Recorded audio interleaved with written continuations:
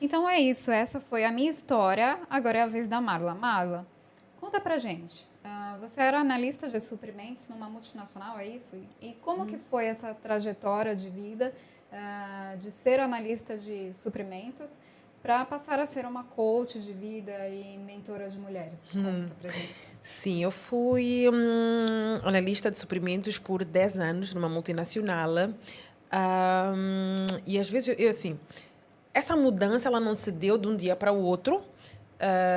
Eu trabalhei lá nessa empresa de 2012 a 2022, mas em 2018, você estava aqui a falar sobre mentalidade, sobre o psicológico. Em 2018 eu tive uma grande crise existencial, assim, eu fui mesmo abaixo e comecei a buscar tudo sobre ferramentas de desenvolvimento pessoal, o que é que poderia me ajudar. E acreditem, até aquela altura eu não conhecia o coaching, não conhecia o que era isso, até chamava coach, só para ter uma ideia. Então, foi onde eu encontrei o coaching. Eu estava em Moçambique nessa altura e encontrei que haveria de haver uma certificação. Isso eu descobri em maio. Em julho haveria de haver uma certificação em Portugal e eu, como executora que sou, planeei-me logo e vim para Portugal e fiz a certificação. No início não era para trabalhar como coach, não. Eu queria buscar essas ferramentas para mim, para o meu próprio desenvolvimento, para o meu próprio crescimento pessoal. E nisso, no estágio dessa certificação, eu eu tive que fazer sessões de coaching a outras pessoas para certificar-me, não é? E nesse processo, eu comecei a ajudar pessoas sem ter intenção de ajudar pessoas. Eu só queria fazer aquilo para poder ter a certificação, o relatório e ponto final. Mas a transformação que eu vi naquelas pessoas, eu disse, meu Deus do céu, se eu posso ajudar outras pessoas com estas ferramentas, por que não? Não é justo que fique só para mim. Então aí eu comecei a fazer o trabalho de coaching, mas na altura também eu ainda era CLT nessa empresa, eu trabalhava para o trem, não é? E em algum momento aquilo começou a ficar muito puxado, trabalhar, a fazer as duas coisas. E, claro, como um bom ser humano que sou, desisti do coach. Não desisti, porque hoje sou coach, nunca se desiste, nunca se deixa de ser, mas pus de lado e continuei no meu trabalho de CLT.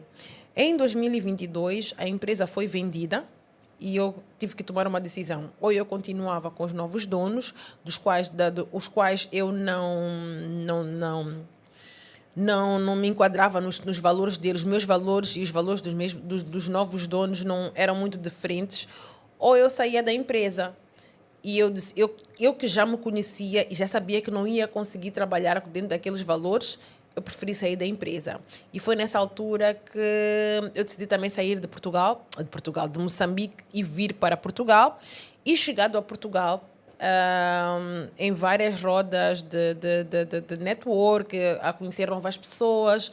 Eu comecei a fazer o trabalho de coach de vida sem me aperceber, porque isso é intrínseco, né? Torna-se parte de nós. E quando eu comecei a ouvir feedbacks também das pessoas, dos feedbacks daquilo que eu estava a dizer, o que é que fazia na vida delas, eu disse, ok, eu não posso fugir disto, eu vou voltar, tenho que voltar mesmo a fazer disto como carreira e como profissional e mais organizado para conseguir atingir a mais pessoas. E foi aí que eu começo a ser coach e mentora, né? Eu passei por um processo também dentro desta crise existencial que eu tive. Eu passei por um processo em que eu engordei bastante por conta das minhas emoções, porque eu não comia comida, comia as minhas emoções.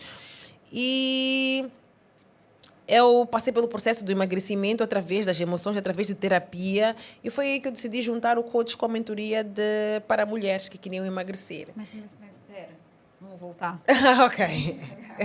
Para todo mundo entender. Então você largou a CLT e veio se aventurar em Portugal. Sim. E como fez? E logo aqui você começou a ganhar alguma coisa? Como que foi essa transição, assim, para as pessoas entenderem, né? Como que eu vou largar o CLT e ir para um outro país? Como que eu faço com o financeiro? Então, conta pra gente, vamos devagar. Ok. Com o financeiro, claro, eu disse, trabalhei numa multinacional durante 10 anos e eu fiz, então, um pé de meia, que não foi pouco. Fiz um bocado do pé de meia. Então, a minha saída não foi como a tua saída, sem nenhum horizonte. Eu sabia como o que eu vinha fazer. Eu não sabia o que eu vinha fazer aqui, mas eu sabia que eu podia vir para aqui sem me preocupar muito com a parte financeira. E também, também não vamos esquecer que eu também sou casada, então eu tinha essa ajuda por parte também do meu marido, e sendo ele português, também tínhamos certas... Eu também já era portuguesa, então já tinha uma certa facilidade para estar aqui. Então eu não vinha pensar, olha, eu vou largar o CLT e vou empreender como coach em Portugal. Não foi isso, foi eu vou acompanhar o meu marido para Portugal. E lá, então, eu vou trabalhar, até não tinha decidido ser coach, eu vou trabalhar como CLT dentro do procurement, dentro dos suprimentos. E quando cheguei aqui, comecei a mandar currículos. Só que, pela minha energia, pela minha maneira de ser, fui conhecendo muitas pessoas logo aí. E fui conversando e fui dando ferramentas às pessoas ao meu lado. E elas foram começando a transformar-se e davam feedback. Foi aí que eu disse, eu não posso negar o meu chamado. Sim. Não vale a pena. Até fui em entrevistas, sim. Eu fui chamada em 2 empresas. Fui chamada pela Mercedes e fui chamada pela Airbus. Participei nas entrevistas e passei nas entrevistas. Mas no dia da offer... Engraçado, eu fiquei a olhar para aquela offer, eu comecei a ouvir na minha cabeça os feedbacks, o meu coração não estava contente por estar aí e para voltar a um escritório. Eu disse, não é isto que eu tenho que fazer, eu tenho que dar, pelo menos eu tenho que dar uma chance àquilo que eu acho que é o meu chamado, que é ajudar pessoas, que é ajudar principalmente mulheres, porque a minha história de vida tinha passado por tanta coisa. E fui superando essas coisas de uma forma realmente extraordinária, e estas ferramentas foram me ajudando bastante, que eu não podia ficar com essas ferramentas só para mim, não podia ficar com isso só para mim. Então eu disse, não, deixa-me dar uma chance a este projeto, a este dom, a este chamado, e ver como funciona. E logo no início começou a funcionar muito bem. Muito bom. Então, foi por isso que eu comecei com emagrecimento, estava a falar, né? Comecei com emagrecimento, e por quê? Porque muitas pessoas agora vão dizer, mas agora tu falas de relacionamento, tu falas de polo feminino, falas de polo masculino, por quê? Porque dentro do emagrecimento existia aquilo que é chamada uma fase em que nós trazíamos consciência da pessoa. E imagina, nas nossas sessões de mentoria de emagrecimento, ficávamos praticamente todo o tempo a falar de autoconhecimento, de relacionamento, de várias outras coisas que eu disse, não, ok, eu tenho que voltar à base, tenho que regressar, em vez de tratarmos das emoções em relação ao emagrecimento, nós temos que tratar destas emoções todas antes sequer de pensarmos no emagrecimento, que é lá de vir com o tempo, depois desses trabalhos anteriores. Foi assim. Então, e conta pra gente, então, Marla, como que você se transformou nessa mulher autoconfiante, focada, executora, como você diz, né? Então, qual foi o seu momento mais desafiador que te transformou nessa mulher que você é hoje? Engraçadamente, a minha autoconfiança, ela não vem de um lugar ou de uma situação que me tenha feito tornar-me autoconfiança. A minha autoconfiança, ela vem da forma como eu fui criada. E lá vem outra vez a mentalidade, o psicológico. Eu, graças a Deus, tive a sorte de ter uma família, uma mãe e um pai bem estruturados mentalmente. Eu costumo dizer assim, se meu pai foi bom marido, eu não sei, mas meu pai foi um ótimo pai. Foi um maravilhoso pai. E o fato de eu sempre me sentir segura, o fato de eu sempre me sentir, ter um porto seguro, saber que ele estava ali para mim. Meu pai sempre me empoderou, sempre me incentivou, sempre me desafiou e sempre acreditou em mim. E eu sabia que se eu partisse uma perna, eu tinha para onde voltar. Aquela segurança de pai e mãe parece pouco, mas dá-nos um empoderamento interno. E eu sempre fui muito confiante. Podia não ter autoestima elevada, tinha muito baixa, já tive baixa autoestima, e isso sim afeta a autoconfiança, mas lá dentro eu sempre fui muito autoconfiante, porque eu sabia que eu tinha um sítio para onde correr se me acontecesse alguma coisa. Então não foi uma situação que me tornou autoconfiante. A vida, ela foi me tornando autoconfiante. Cada vez que eu ia crescendo, cada vez que eu ia superando mais desafios, cada vez que eu ia tendo mais apoio, ajuda, isso para mim começou formou a minha base da minha autoconfiança e da minha mentalidade. Meu pai sempre me deixou pensar que eu podia ser o que eu quisesse. E ele sempre embarcou nas minhas loucuras. Eu sempre fui muito louca, mas o meu pai, mesmo zangado ali, ele embarcava nas minhas loucuras e aquilo ia me dando uma força, uma força. E isso faz a Marla que hoje eu digo que é fruto da sua criação. É fruto da segurança de um pai. Daí que eu também bato muito na importância da paternidade, de ter pai e mãe. Infelizmente, hoje em dia, temos muitas mães solteiras e os pais... Há muito pai que não quer saber do filho, mas eles não têm noção do quanto isso faz tão mal a uma criança. Por mais que aquela criança depois tenha uma mãe muito extraordinária, tenha um padrasto, o pai biológico faz uma diferença enorme na nossa criação. E isso fez a Marla 2 e vai fazendo a Marla 2, porque até hoje eu choro para meu pai, eu ligo para meu pai resolve meus problemas. Ajuda-me muito saber que ele está lá e isso diz, opa! Você fala, mas eu também, eu tenho pais maravilhosos. E meu pai é um fofo também. Meu pai me deu todo esse suporte até hoje. Eu, pai, estou passando por isso. E ele está lá, né? É muito bom. Isso é muito importante. E como é que eu me torno também focada? Eu não era focada, nem sempre fui focada como eu sou hoje. Mas acredita, há muita gente que não pensa na morte. Há muita gente que não pensa no seu funeral. Eu fui a um processo nestes eventos que me fizeram realmente parar e pensar na minha morte, no meu funeral, o que é que eu queria que tivesse escrito na minha lápide. Parece brincadeira, isso deu... Só esse momento foi um momento de transformação para mim. Eu tive que pensar, ok, qual era o legado que eu queria deixar aqui? Será que eu estava a funcionar para deixar o meu legado? Será que eu estava em busca disso? Será que eu estava a trabalhar para deixar um legado? O que eu queria que estivesse escrito na minha lápide? Será que o que eu estava a fazer dava para escrever isso? O que eu estava a fazer da minha vida? Essa coisa de que a vida a vida é esta, a vida é urgente. A gente usa isso como palavras ditas, pré-feitas, mas nunca paramos para pensar nelas propositadamente. E eu faço muito isso, eu comecei a fazer muito isso. Mas, basicamente, eu era uma procrastinadora nata. Quem me conhece sabe disso. Eu não gosto de coisas, eu não era assim tão organizada, motivada sim, porque eu sou automotivada, mas não era muito organizada e tinha uma preguiça, lá. Falava muito, mas tinha uma preguiça muito grande. A minha zona de conforto era o sítio que eu gostava mesmo de ficar. Trabalhar o quê? 1 hora, 2, mas descansar mais. E isso, quando eu comecei a pensar no tempo que eu tinha, e naquilo que eu queria deixar, naquilo que eu ainda queria fazer, nos meus sonhos, isso começou-me a fazer ficar focada. E junto com a minha autoconfiança e o meu foco aí foi o casamento certo. Mas o foco veio de eu pensar na minha morte. E se eu morresse amanhã? Como é que as pessoas iam me lembrar? O que é que eu ia deixar de legado, principalmente para os meus filhos? Porque eu não queria ser aquela menina moçambicana, aquela ali. Não, eu queria dizer aquela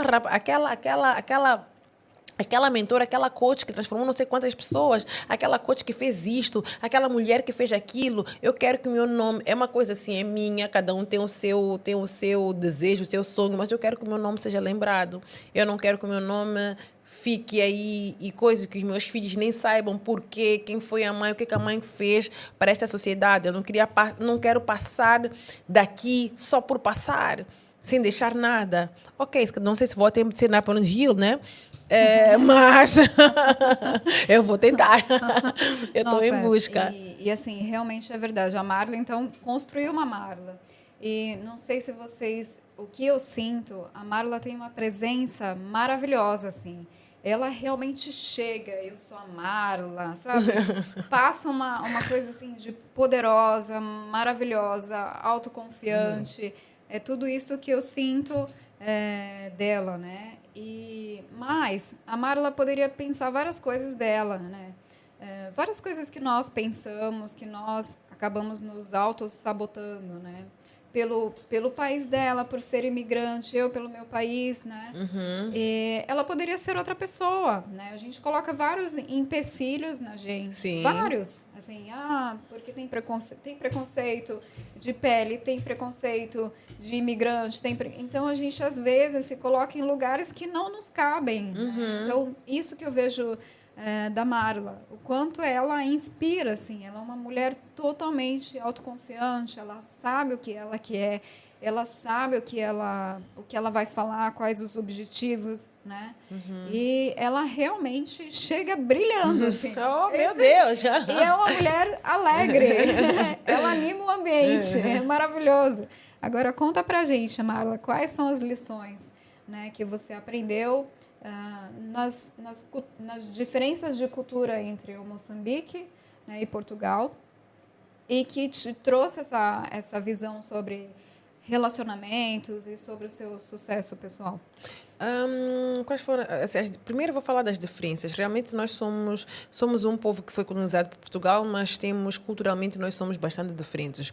Em Moçambique, uma classe média, que eu sou a classe média hoje, em Moçambique eu tenho acesso a algumas coisas e em Portugal não tenho, mesmo sendo classe média. O que é que eu vi aqui em termos de relacionamento? É que aqui os casais, pelo menos à minha volta, e quando eu converso com as minhas mentoradas daqui ou vou a um sítio, eles se apoiam muito mais quando eu digo apoiar, é apoio naquilo dentro do relacionamento e dentro com os seus filhos. Em Moçambique, porque nós temos outra condição de poder ter empregados domésticos, babás, ajudas, essa parte é um bocadinho mais terciarizada. O que eu vi que acontece aqui, e o meu próprio relacionamento ele também mudou bastante, ou sofreu uma transformação em Moçambique, aqui. Eu confesso que eu própria em Moçambique terceirizava muitas coisas em relação ao meu relacionamento e à minha maternidade, ao cuidar da própria casa. E o fato daqui eu não ter empregados domésticos, eu não ter precisar fazer tudo sozinha com o meu marido, eu vi uma união, nós unimos-nos muito mais. Nós passamos mais tempo juntos, muito mais. Eu passo mais tempo com os meus filhos e cuido mais dos meus filhos. E esse apoio que eu comecei também a ver nas outras pessoas, por exemplo, é normal em Moçambique tu chegares, o miúdo já tomou banho, a babá já deu banho, já comeu. Aqui não. Aquela interação em que o pai está a dar banho a um filho, a mãe está a fazer a comida, depois todos jantam, organizam a casa. Isso para mim fez uma diferença enorme na minha maneira de pensar, na minha maneira de ver as coisas. E há coisas que eu em Moçambique tinha tornado comum porque aconteciam, mas que não eram normais de acontecer. Mas aqui em Portugal, aqui eu vejo que realmente aquilo não é normal, é comum. E, infelizmente, nós temos muito de normalizar o comum, né? Algumas situações dentro de casa, eu vou dar graças a Deus que não acontece muito na minha casa, e uma outra referência de relacionamento que eu tenho é da minha irmã e do meu cunhado. É uma referência, uma referência, sei lá, às vezes eu nem gosto de dizer quanto aquele casamento é bom, é bonito, para que o olho gordo não apareça, mas comecei a ver a vida da minha irmã, e outras que não vou referenciar aqui, e foi essas diferenças é que eu comecei a olhar para os relacionamentos. Isso começou-me a fazer olhar para os relacionamentos. Depois comecei a receber muitas mentoradas de Angola, de Moçambique, e eu comecei a ver realmente, e de Portugal, as várias diferenças. E pronto, tirar um bocadinho de umas e de outras, fez disso eu própria enriquecer-me muito mais. Mas existem sim diferentes. Os relacionamentos em Portugal, os relacionamentos no Brasil, os relacionamentos em Moçambique, eles são diferentes por conta da sua cultura.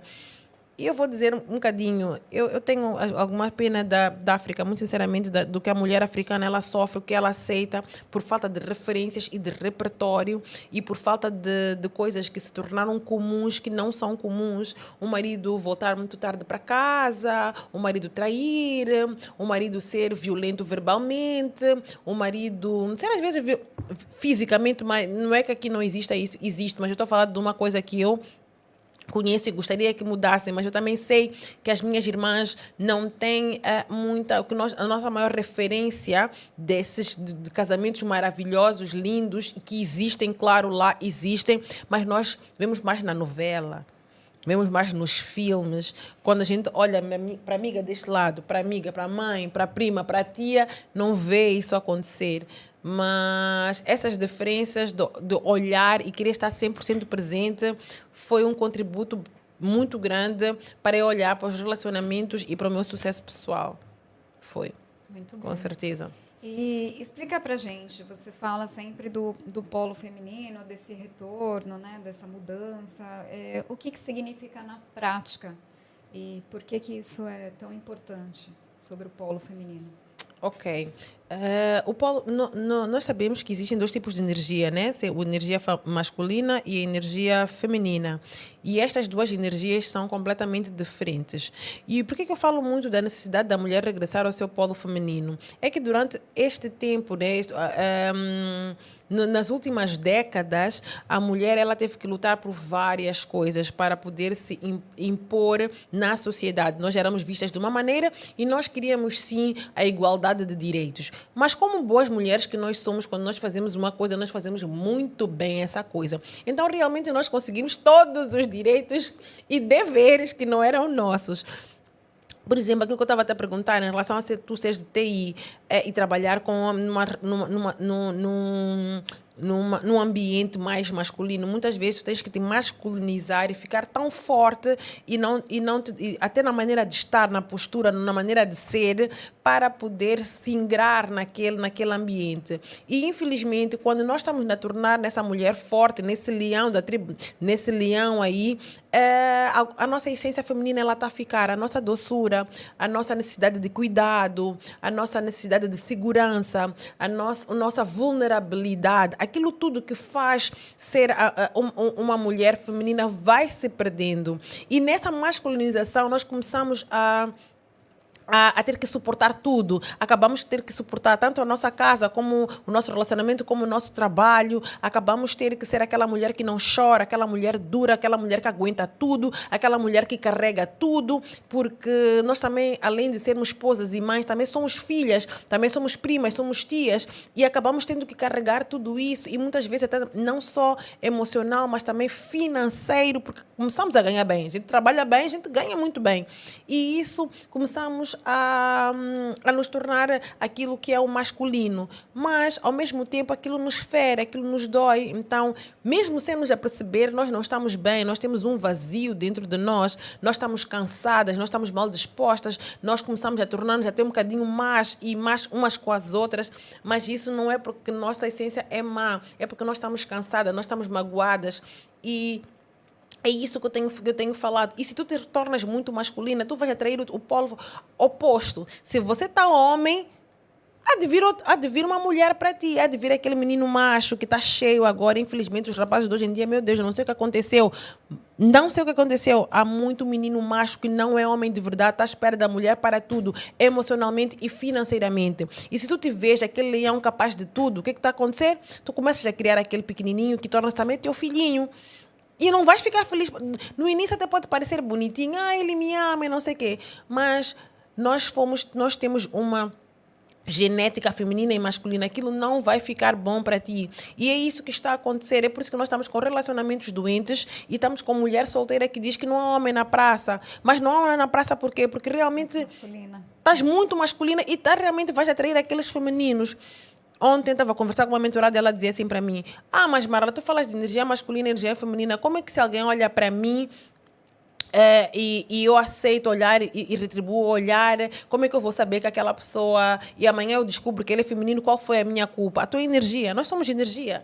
Nós somos energia, nós não precisamos falar para mostrar quem somos. E eu perguntei a ela: tu chegaste a um novo trabalho, tu vais te dar conta da gente, do teu trabalho? Não. Por quê? Porque algumas energias não gostei, tal e qual. Falaste com elas? Não. Mas porque tu sentes quem é bom, quem é mau, que a gente pode errar, claro, não somos sensores 100% seguros. Mas nós não precisamos falar, o nosso olhar fala, a nossa postura fala, a nossa cara fala, a nossa energia caladas fala. E é isso que eu estou a falar com as mulheres, que nós temos que voltar à nossa essência e temos que então entregar aquilo que é do homem. A provisão de uma casa, a segurança de uma casa, isso é dele. Nós temos que voltar, temos que ser fracas. Não, porque nós não temos como ser fracas, porque nós somos seres fortes, mas não precisamos ser duras e não precisamos carregar tudo conosco. Sim. E, infelizmente, desculpem, eu sei, nosso tempo é muito bom estarmos aqui, mas nosso tempo está no fim, está acabando, é muito bom estar aqui, mas hoje foi o nosso podcast de dúvidas e respostas, né? Aqui, que nosso bate-papo dos Juntas e Misturadas, e infelizmente tem que acabar. Sim, mas esse assunto que a Marla finalizou realmente é um assunto bem grande e complexo, e a gente pode até trazer esse tema para um próximo episódio, né? Porque eu também passei por toda essa transformação e passo de sair do polo masculino e ir para o feminino. Então, a gente pode abranger muito mais isso em um próximo episódio, mas a nossa conversa de hoje foi maravilhosa, porque a gente conseguiu entrar um pouquinho nas nossas histórias, né, e trazer insights para vocês que querem fazer toda essa transição de vir de um país para outro, e também para você que quer fortalecer o seu emocional, para você que tem histórias de vidas parecida com as nossas, né? E que quer realmente conquistar os seus sonhos, o quanto é importante a gente trabalhar com todo esse emocional, todo esse psicológico. Então, toda essa evolução que a Marla passou aqui na vida dela e que ela traz para vocês, né? Ela traz com mentorias e ela tem produtos nesta área. Então, esse foi o nosso podcast, nosso episódio de hoje, com essas histórias maravilhosas, né? Assistam, coloquem os seus comentários, sigam o podcast no YouTube, né? A gente agradece muito o Instituto do Empreendedor. Venham conhecer, é um espaço maravilhoso, né? Para trazer a sua empresa, para você fazer palestras, para fazer os seus podcasts. Venham. E também a Netmore, né? Que foi onde eu adquiri aqui o meu iPhone. Que é uma empresa muito grande aqui na Europa. Então, nós agradecemos esses nossos patrocínios. E esse foi o nosso podcast de hoje de Juntas e Misturadas.